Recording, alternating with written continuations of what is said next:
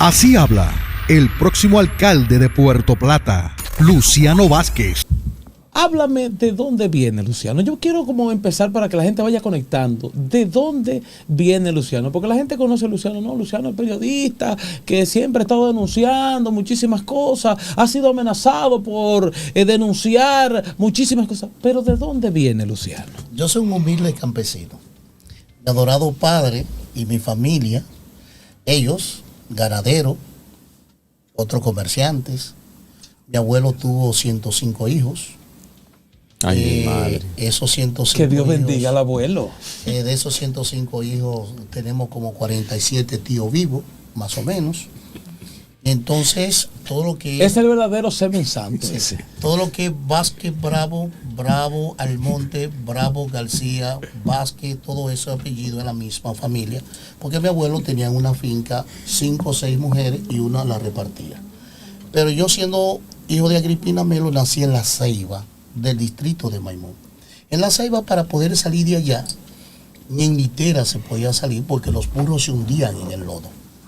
Mi papá, y sobre todo mi madre, decidió que yo no podía formarme en el campo. Y entonces llegué a la ciudad a cursar los estudios como normal. La ciudad de Puerto Plata, ¿verdad? La ciudad de Puerto Plata. Y aquí comencé a estudiar en la escuela Brugal. La escuela Brugal quedaba en la antigua Vía Feria, la que está ahora en la calle 5 del Barrio Nuevo. Nosotros, mi mamá tenía un colmado ahí. Pues yo era muy travieso. Y entonces los golpes que yo llegaba de mi mamá era porque yo salía y cuando veía a un joven descalzo, yo le daba los zapatos y llegaba descalzo a mi casa. Entonces mi mamá, que no me aguantaba de tantos zapatos que me compraba, dijo, yo no aguanto esto, vamos a mandarte para de tu papá. Entonces papá tenía un colmado en la restauración, colmado almacén, y entonces ahí llegamos. Comenzamos lo que es el estudio en la Reforma, en la Antera Mota, y comenzamos la primaria en ese aspecto. Nosotros somos de un origen de campo. Mi papá me enseñó, mi familia me enseñó, de que cuando había que repartir la comida a los trabajadores, éramos nosotros. Y una vez yo le dije a mi papá, ¿por qué tú lo haces? Y él me dijo, porque ellos son los que producen y para que se impongan de que todos somos iguales. Desde ahí comenzó a forjar en mí una convicción diferente. Pero ya como a los 9 o 10 años, ustedes saben que en el Listín Diario salía una aplicación de que estudia el Evangelio por correspondencia. Y yo comencé a estudiar San Juan. Pero mi papá era católico. Entonces ahí tuvimos un problema grave entre la católico y lo evangélico. Y tuve que pararlo, porque yo siempre soñé fui con ser pastor evangélico. Pero todavía tiene tiempo. Claro. Vaya, tiene tiempo lo que usted más tiene ahora. Y tiene el feeling. Sí, porque desde pequeño me inspiraron las escrituras. O sea, me llamó mucho la atención.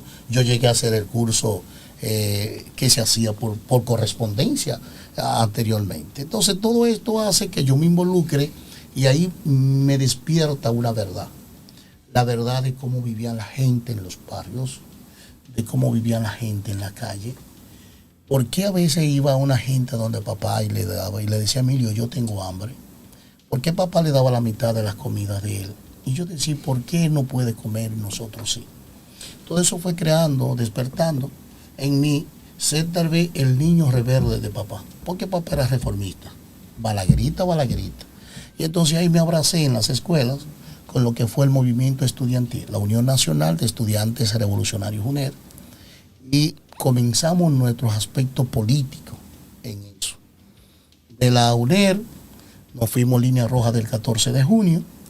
Línea Roja del 14 de junio hace una alianza con Voz Proletaria, Bandera Proletaria, y forma el Partido de los Trabajadores Dominicanos. El PTD era una organización política para hacer la revolución. A papá yo una vez le dije que iba para la capital y era para Cuba. Nosotros nos fuimos a la Isla Rebelde a formarnos para venir a hacer la revolución. Y él nunca lo supo. Por eso es que hay que fiscalizar a los hijos. ¿Tú fuiste a Cuba? Sí. Y nunca supo eso tu padre. Yo caía preso a cada rato en San Francisco de Macorís. Oh, Dios. En Santiago. Yo duré 14 años desaparecido. No, pero usted estaba en serio en eso de la revolución. Sí, porque hay una formación. Por eso es que yo respeto mucho al católico y al evangélico. ¿Por qué? Porque cuando tú abrazas una verdad de corazón, es difícil que esa verdad se desprenda de ti. Es muy difícil. Por más que tú quieras, esa verdad siempre va contigo. Es decir, que usted desde pequeño traía consigo el don de la empatía con los demás y fue adquiriéndolo poco a poco y lo ha traído desde esa niñez hasta ahora. Sí, yo gané las elecciones estudiantiles de la FENES, Federación Nacional de Estudiantes Secundarios FENES, en el 78, en la Reforma. Eso significaba que yo era del cogobierno estudiantil. No piensen a calcular, no empiecen a calcular cuántos años él tiene, no, nada que yo- no calculen Eso nunca se queda. Yo lo abracé a los 14 años. El que era el cogobierno estudiantil, yo era representante de los estudiantes ante los maestros. Pero Ok. ese PTD es el de González Espinosa, ¿verdad? Sí, sí, sí. O sea, señores, pero no fue ayer. No. No, pero antes Yo del, Maya. No, yo no estoy por cálculo hoy. pero pero- Valle, antes del PTD ya era primero de línea roja. Muy joven, ya a los 14 años en la UNER me reclutan y ya yo pertenezco entonces a una izquierda y me hacen militante de línea roja. Y de ahí entonces nace el Partido de los Trabajadores Dominicanos y después nosotros junto al doctor Garimber, que fue el primer presidente de la Unión Patriótica a nivel nacional, formamos la Unión Patriótica, doctor Payero Brizo, Freddy Félix. Oye, pero Brizo ha estado en todos los rebuses de Sí, revolución. Sí, sí, él era el orientador estudiantil en la UAS. Sí. Entonces, por eso es que aquí hay mucha gente que yo respeto mucho.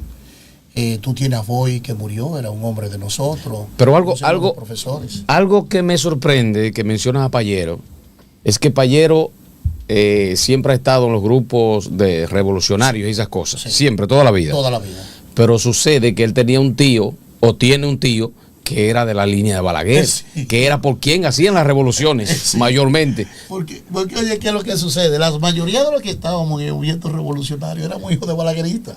Claro, porque lo dijo que él estaba en contra de su padre también. Mira lo que es la vida. Balaguer una vez fue a mi casa. Iba a mi casa, los generales. M. Quesada, padrino de mi hermano, ya tú sabes. Y nosotros una vez planificamos una bomba en mi casa. Ay, mi contra Balaguer. madre. O sea, No, pero usted es increíble, y entonces Luciano. cuando había protesta y en un motorcito, una protesta nacional, una huelga nacional, entonces como yo era de Don Emilio, yo era el que cargaba la bomba que íbamos a establecer en la diferente. Entonces los pupilos, no sé si ustedes llegaron a mencionar los pupilos, cuando me vienen, soy hijo de Don Emilio, déjalo pasar. Y yo con más de 5 o 6 bombas volotó y las cuestiones. Gracias a Dios no cumplieron su objetivo, ¿verdad? No, porque muchas veces se echan para atrás. Sin embargo, hay que destacar que una vez me trasladaron a San Francisco de Macorís, yo trabajé en la Codal, yo formé el sindicato. Otra vez me trasladaron a Montellano, yo duré 3 meses en los ingenios, compartiendo con los trabajadores. Era flaquito, con un afro. Y entonces después del movimiento estudiantil, yo paso a la Central General de Trabajadores y era el más joven de la dirección central de la CGT, y cuando eso estaba dirigido por Julio de Peña Vardé. Donde hoy el actual secretario general de la Fuerza del Pueblo era el secretario de organización. Entonces surjo en la CGT y de ahí yo agarré que papá era el dueño del colmado, pero yo me inscribí y yo era el representante de los comerciantes en nombre de la membresía de